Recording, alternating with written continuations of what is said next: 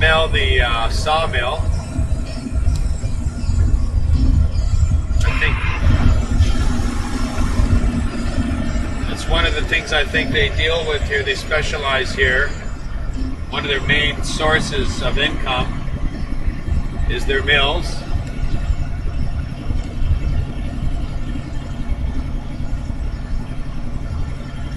That's how these little towns, well, not little town anymore, but that's how these towns got started.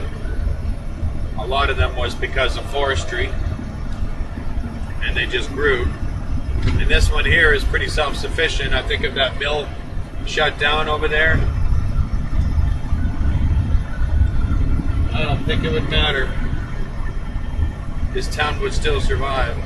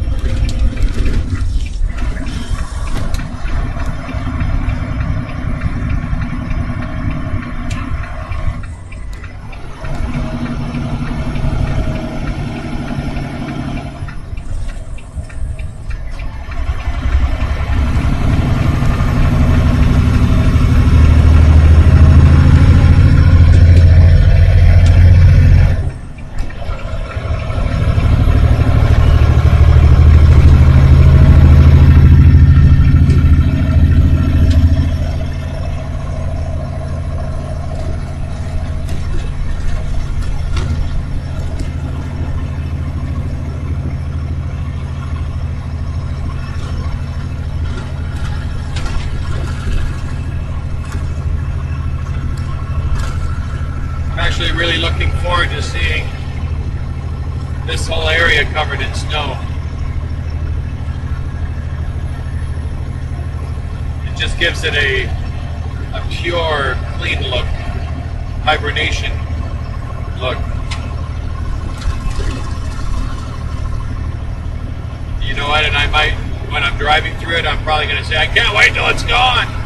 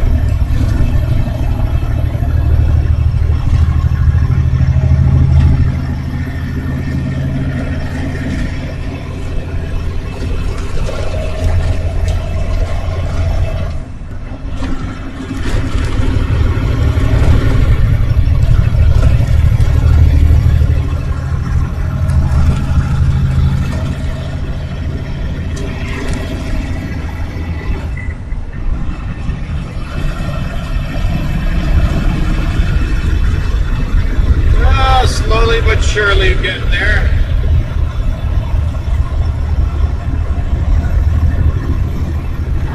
First time I made this trip, felt like it took 15 hours. It's only an 8-hour drive from the terminal to here, or to Prince George. minus,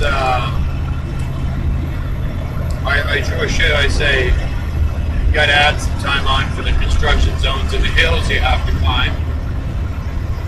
But if you're driving your car, it's about an 8-hour drive. If you're driving a truck, I'd say 9.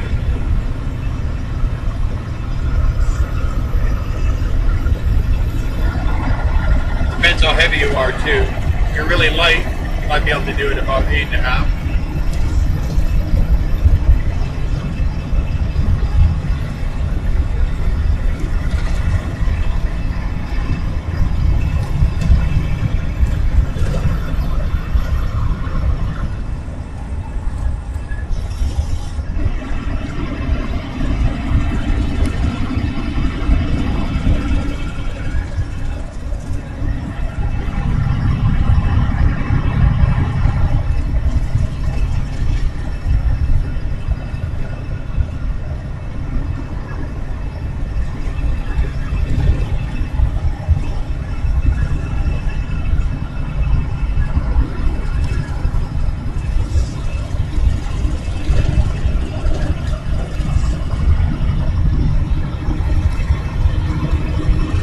Got about another 229 kilometers to go.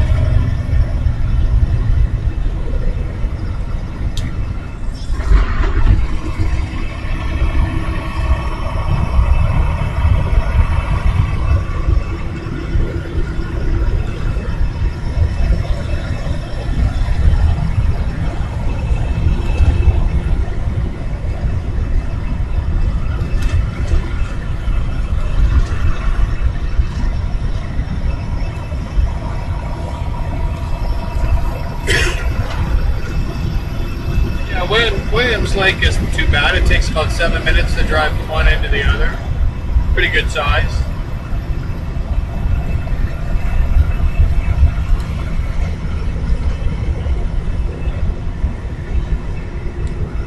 Bet you it's a pretty easygoing lifestyle out here. Be a lot of fun to grow up here as a child, playing all the hills and all that. That'd be fun. I have some recollection of when I lived in Ontario playing in the hills.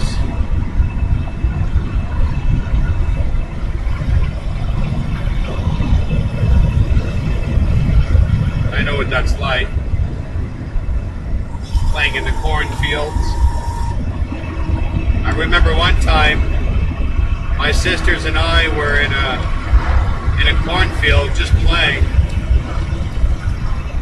and all of a sudden we heard the corn machine coming. We didn't know where it was coming from. We could just hear it. We all started to freak out, and I think my mom realized it was out there too, and she sent my uncle out there to find us. We're running through the corn trying to get away from the noise. We could hear the machine coming. We were nuts. But those are memories I'll never forget. Kind of like one memory, I don't know how old I was. Might have been about 6 years old. Maybe 7. My sisters and I took some peanut butter and some bread, and we put the peanut butter on the bread, and we went to our neighbor next door and stuck it to their screen door. I don't know why. You do dumb things when you're kids.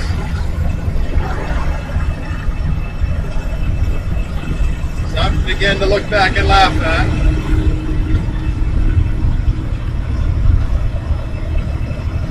I had a fun childhood.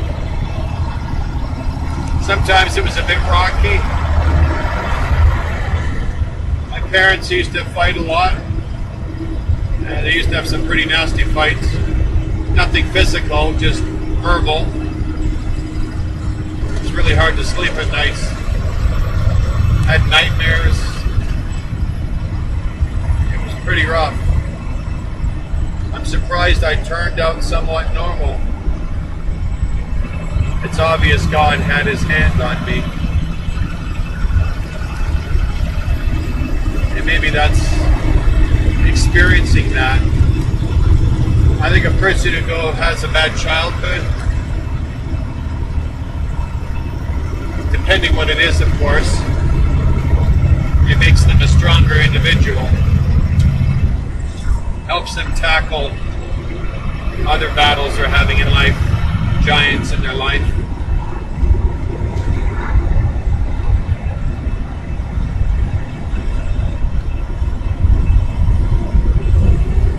But of course, there's others that have,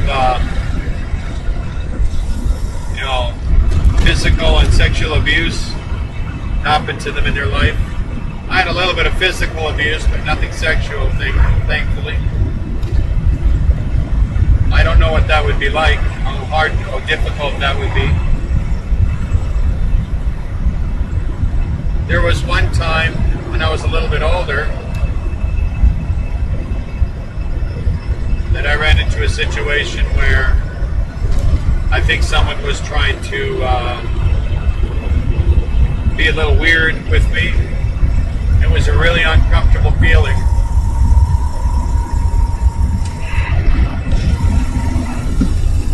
Made me feel very uncomfortable. Wow, this is pretty bad. They don't even warn you this is coming up. Wow, that's foolish.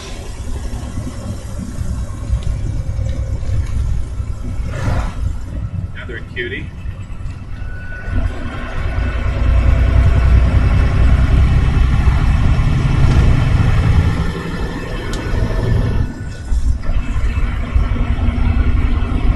Don't mind me, I got a little thing for flag girls. They sit out in this all day long, all kinds of weather, as I mentioned before. They still got a smile on their face when you go by them. And they don't get paid as much as they used to either. So to all the flag girls out there, I salute you.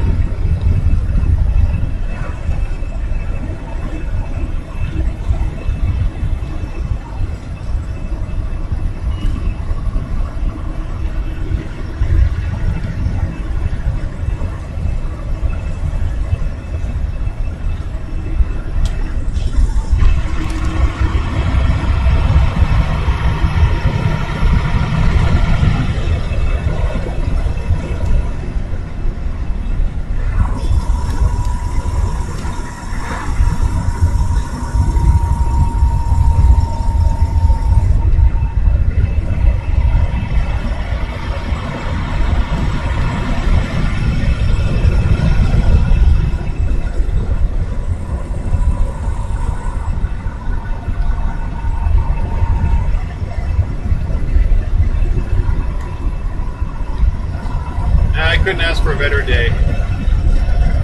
Just a tiny bit of cloud. Not enough to even obstruct the sun. Beautiful, beautiful day. Thank you, Lord.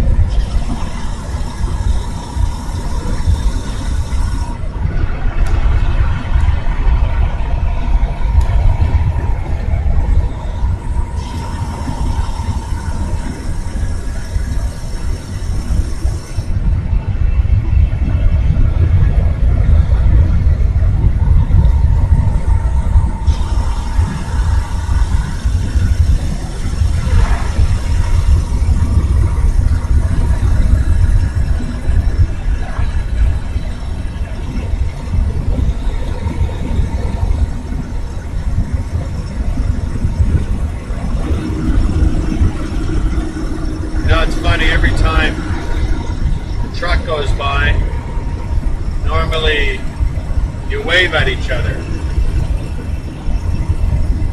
For some strange urge, I always want to do this. Must be the Catholic still in me. I wonder what they would say. Yeah. Anyway.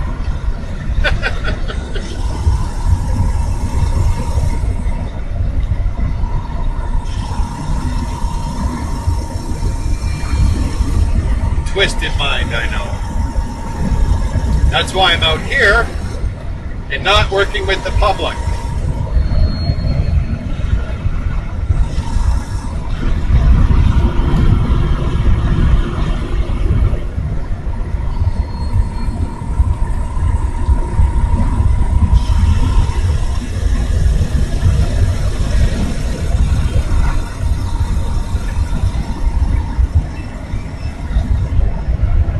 Next town is Quesnel.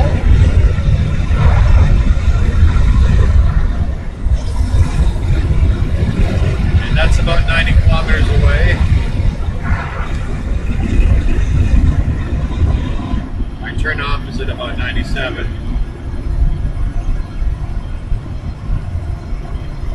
And there's a scale there in town. I don't know if they're going to be open or not.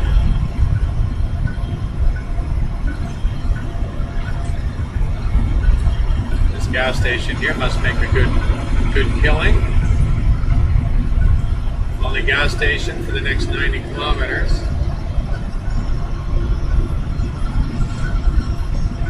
Unless you're driving one of those. And you're set for lots of miles.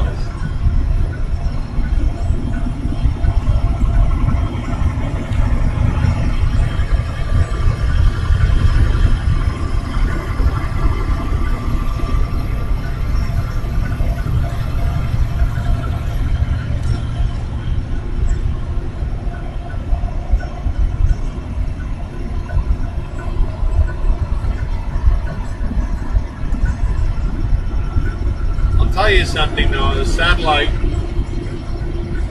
you know, the Sirius satellite, the GPS, global positioning satellite.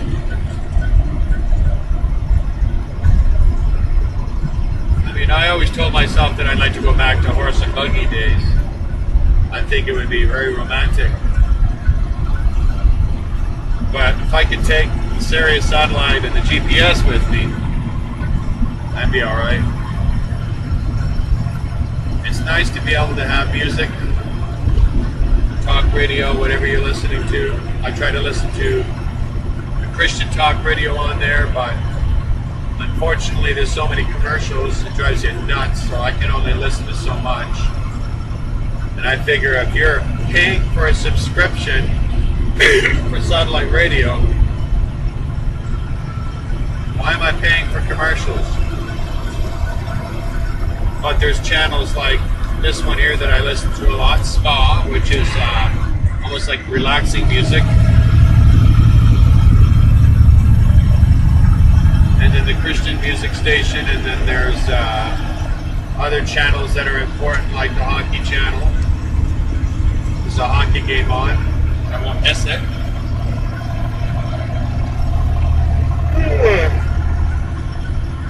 Chances are I'll be sleeping for most of it.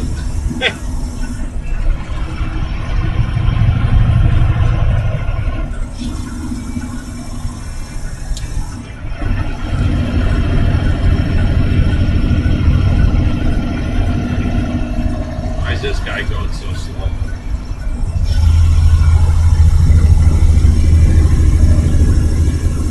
There's a rest stop there, buddy. Take it.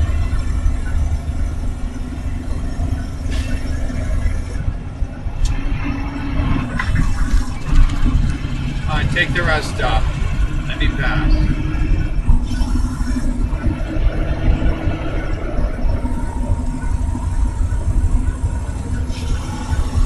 These people make me nervous when they go that slow and they can't even stay in the middle of their lane.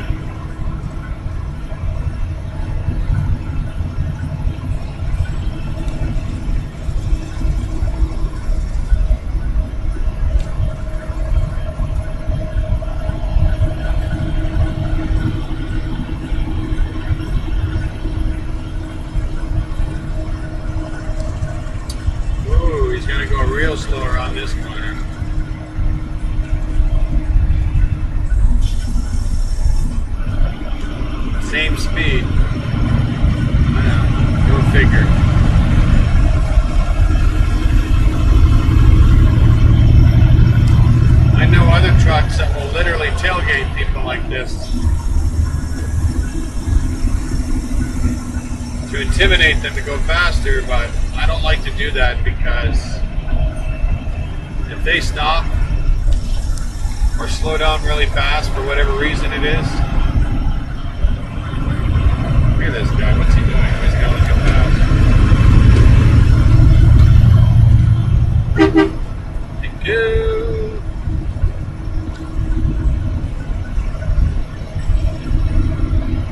Yeah, as I was saying, yeah, you tailgate these guys to intimidate them, and then all of a sudden the guy decides to slow down or stop right away for whatever reason.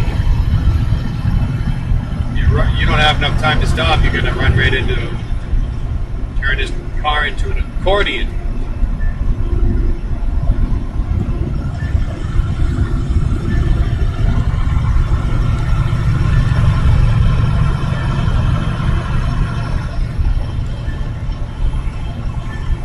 Then you might as well just get a job as a musician and play that thing.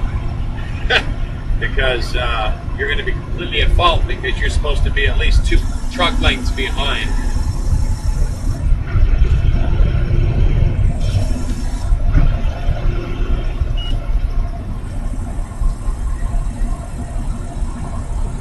So you will be at fault.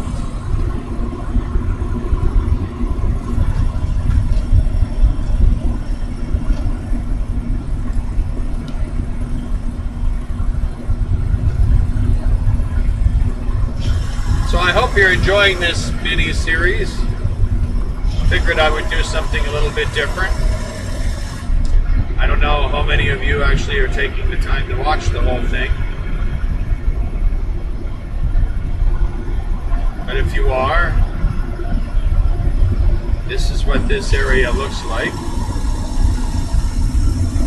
And if you don't get a chance to travel, oh boy, a deer on the side of the road. I hate seeing that. Sometimes it can't be avoided, but I hate seeing it. Sometimes I don't even look at it, I just look away.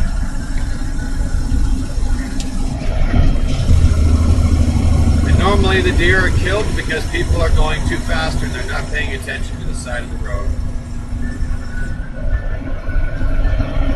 I know that because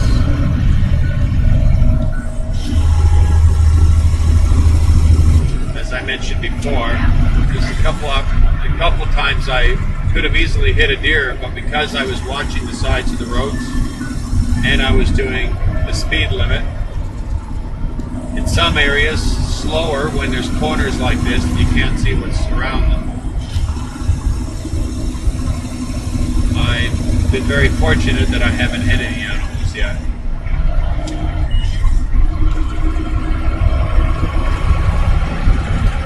But I got a feeling one day it'll happen and there won't be nothing I can do about it. And knowing me, I'll pull over and see if I can help the poor thing. But I don't know what I'll be able to do for it in the middle of nowhere. Put it in my sleeper and bring it to a vet.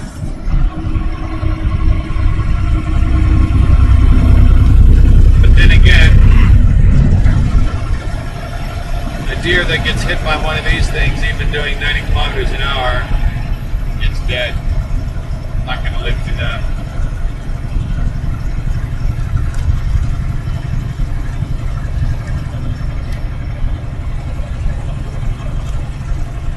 I say a prayer every time I leave on a trip and ask the Lord to help me to avoid to hit any animals. I hope He knows that I'm really sincere in my heart about that. When I see a deer on the side of the road looking at me, they're so cute. And I usually honk the horn ahead of time to let them know that I see them. And normally they scatter back into the bush. So that does work. So if you're a driver and you're driving down the road, or you're a new driver and you happen to see a deer ahead of you, honk your horn, he'll look at you, he'll see you coming. And a lot of the time, they'll go back into the bush. I was traveling back from Calgary to here, or to Aldergrove rather, there was a deer on the side of the road. He was going to walk out. He actually looked both ways before he crossed the road, but he was far enough away from me that I wasn't going to hit him. I also seen a moose do that. So they're pretty smart animals.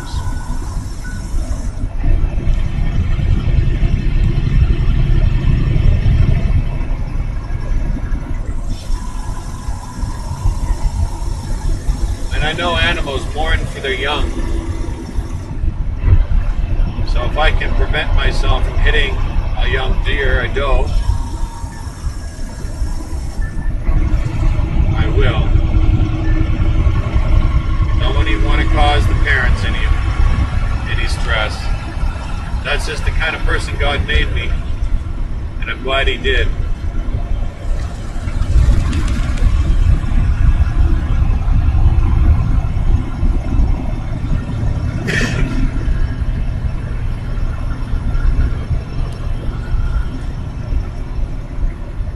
I really hope that the Lord does some amazing things with my life while I'm doing this job. Gives me a chance to spend time with Him. Maybe a chance to get the gospel out to some other truckers. I only pray that's what He does.